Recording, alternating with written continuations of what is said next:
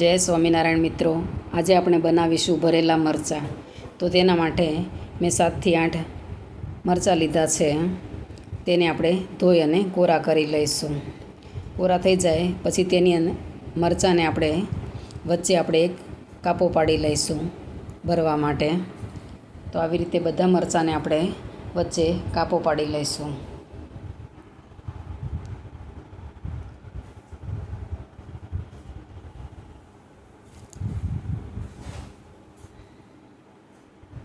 તો આવી રીતે આપણે બધા મરચાં છે તેને કાપા આપણે પાડી દીધા છે. હવે એક તવીમાં આપણે 1 થી 1.5 ચમચો જેટલું ચણાનો લોટ લઈશું.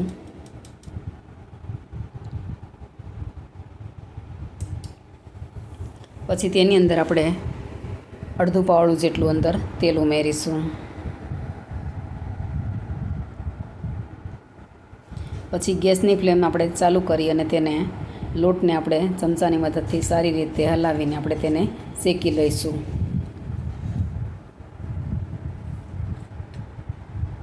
આવી રીતે આપણે તેને સતત હલાવતા રહીશું. હવે ચમચાની પાછળ જે આપણે ચોંટી ગયું છે તેને આપણે છરીની મદદથી ઉખાડી લઈશું.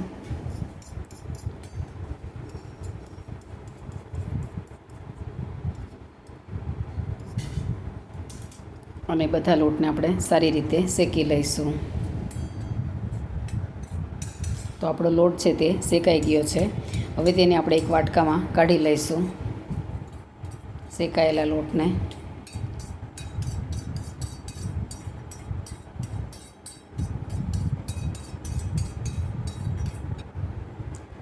પછી તેની અંદર આપણે એક નાનું એવું લીંબુ નીચોવીશું. લીંબુ નાનું છે એટલે આપણે તેની અંદર આખું લીંબુ નીચોવી દઈશું અને રસ પણ એની અંદર ઓછો છે એટલા માટે. પછી તેની અંદર આપણે 1 થી 1.5 ચમચી જેટલું નાની બુરું અંદર ઉમેરીશું.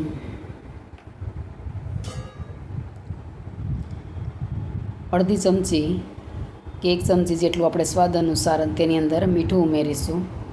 અડધી ચમચી હળદર ઉમેરીશું. 1 ચમચી જેટલું આપણે અંદર લાલ મરચું ઉમેરીશું, કેમ કે મરચાં મોળા હોય છે એટલા માટે. અડધી ચમચી જેટલું આપણે ધાણા જીરું અંદર ઉમેરીશું અને અડધી ચમચી અંદર હિંગ ઉમેરીશું અને અડધું પાવડું જેટલું અંદર આપણે તેલ ઉમેરીશું. પછી હાથની મદદથી આપણે સારી રીતે હલાવીને બધું મિક્સ કરી દઈશું.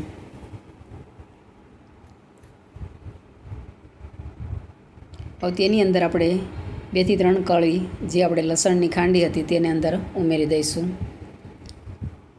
લસણ અને ખટમીઠો સ્વાદ તેની અંદર બહુ જ સરસ એવો ટેસ્ટી લાગે છે.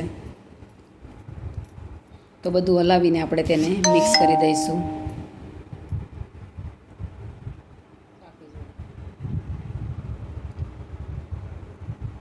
હવે આવી રીતે વચ્ચે કાપા પાડેલા છે તેની અંદર આપણે જે આ મસાલો છે તે અંદર ભરી દઈશું.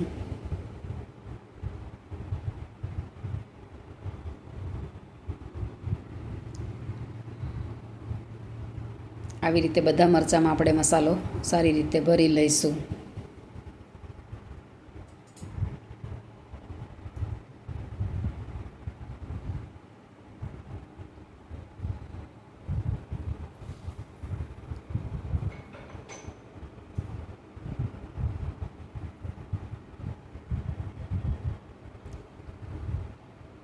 તો આપણા બધા મરચાં છે તે હવે ભરાઈ ગયા છે.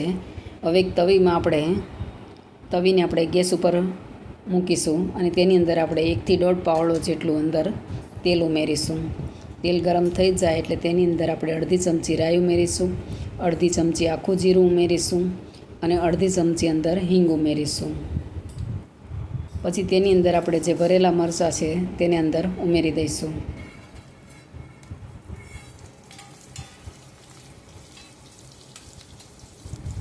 તેને હલાવીને ઉપર નીચે આપણે કરી નાખીશું એટલે બધી બાજુ સારી રીતે શેકાઈ જાય.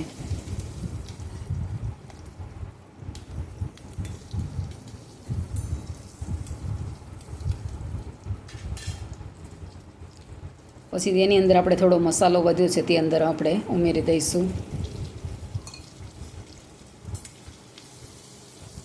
અને હલાવીને આપણે બધું મિક્સ કરી દઈશું. હવે તેની ઉપર આપણે 1 મિનિટ સુધી આપણે એની ઉપર થાળી ઢાંકી દઈશું.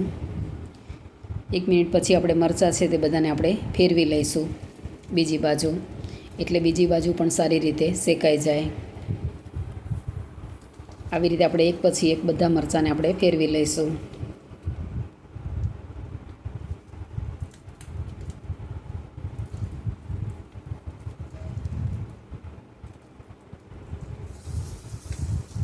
તો આવી રીતે આપણે બધા મરચાંને આપણે ફેરવી લઈશું અને બીજી બાજુ પણ સારી રીતે આપણે તેને શેકાવા દઈશું.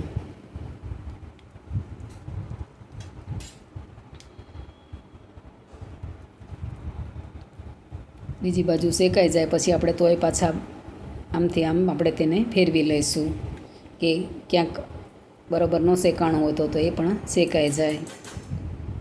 તો આપણા મરચાં, ભરેલા મરચાં બનીને તૈયાર છે. તેને આપણે એક વાટકામાં સર્વ કરી લઈશું.